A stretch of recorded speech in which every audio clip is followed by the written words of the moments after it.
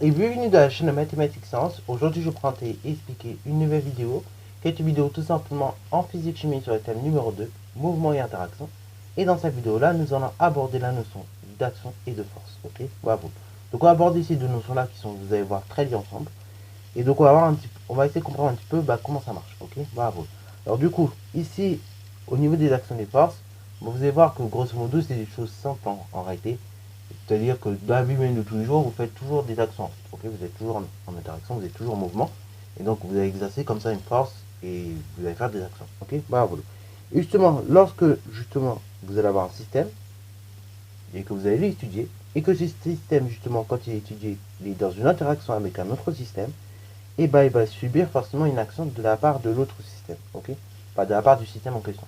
C'est-à-dire, par exemple, si vous avez un système A qui est en interaction avec un système B, et ben ce système B va subir une action du système A. Okay, et donc le système A, quand il va exercer son action justement sur le système B, et ben ça peut faire pas mal de choses. Ça peut justement notamment déformer l'objet, ou le système plus précisément. Ça peut également mettre en mouvement le système, ok, voilà, ou bien tout simplement lui donner de la vitesse, du coup, par conséquent, ok. Ça peut mettre en mouvement, parce que du coup, ça veut dire que le système, quand il pouvait être immobile et d'un coup il se met en mouvement. C'est le cas par exemple avec des billes, hein, regardez.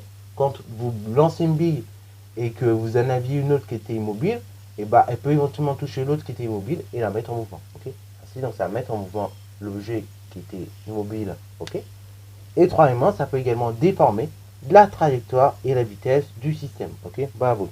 Ça peut modifier en fait tout simplement le mouvement de celui-ci. Ok, bravo. Donc ça peut modifier la vitesse, la trajectoire, le sens, la direction et tout plein de choses comme ça. Ok, bravo. Alors, du coup, en fait, à chaque fois d'avoir une interaction, enfin une action, et cette action, on peut la modéliser par une force. Ok, bravo. Une action, c'est tout simplement en réalité une force. Ok, bravo. Et donc une force, grosso modo, vous allez voir, on verra dans la vidéo, mais ça se modélise par une flèche qu'on appelle un vecteur. Ok, bravo. Une force, toujours, quand vous allez la représenter, on va la représenter avec des vecteurs. Ok, bravo. Et du coup, voilà pourquoi il faut avoir compris la notion de vecteur maths, parce que là, du coup, vous allez voir la notion de vecteur en physique, par la notion de vecteur, va revenir encore en physique. Ok, bravo. Bon, ça va pas durer longtemps pour ceux qui n'aiment pas ça. Je vous le dis, mais ça va quand même revenir. Et puis si vous faites aspect physique l'année prochaine, je vous dis, vous allez encore en bouffer des vecteurs. Et si vous continuez en terminale parce que c'est votre délire, ça va encore continuer. Donc, il va falloir s'y faire avec les vecteurs. Ok, au bout d'un moment. Alors du coup, exemple de choses qui peuvent se passer également, c'est par exemple ceci. Ok, vous avez tout simplement un fil qui va en fait modifier le mouvement de la boule, puisque regarde, si par exemple vous aviez un support, vous avez une boule qui était tentée à tomber, et elle va pas tomber, puisqu'il y a le fil qui va maintenir justement, et la boule, ok, qui va être accrochée sur le support, mais également qui va être fixée sur la boule, ok, boule. En fait, la force qui va modéliser l'action d'un fil, est toujours dirigée selon le fil, ok, boule. Ça, c'est au niveau de la direction. Après, au niveau du sens, on pourrait dire ça. Ça va du coup du fil, ok, du bas du fil, là où est accrochée la balle, jusqu'au support.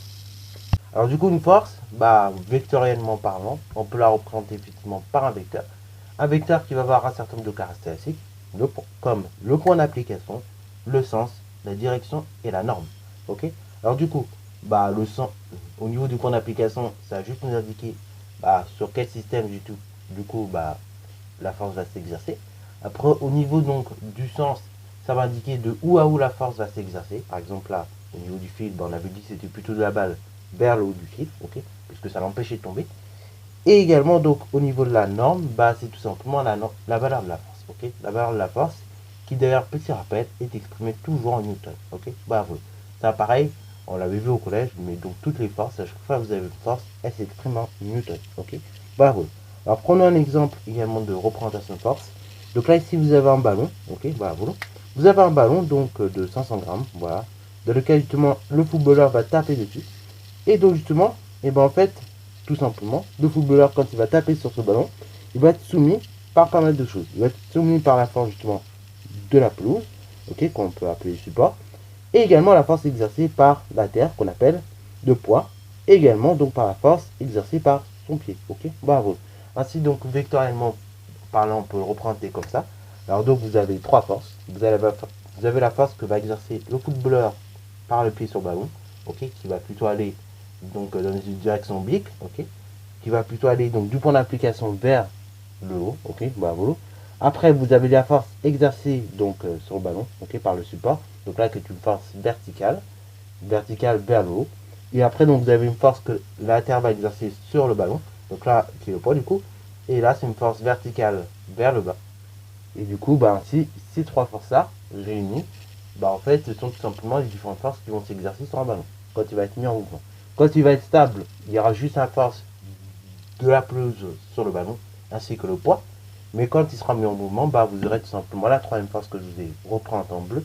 En fait, la force du quand on va mettre le pied sur le ballon, ok, bravo, qui va faire que ça va partir un petit peu dans une direction oblique, ok, bravo. Alors pareil, au niveau des caractéristiques de ces forces, et ben, on peut prendre deux exemples, hein. Par exemple, la force exercée par le support, c'est une force, comme je vous l'ai dit, qui est verticale, vers le haut, ok, bas volu, on peut dire, voilà, volu, ou du bas vers le haut, mais en tout cas, ça va vers le haut. Et après, donc, au niveau de la valeur, bah, ici, c'est 3 newtons, ok, bas volu.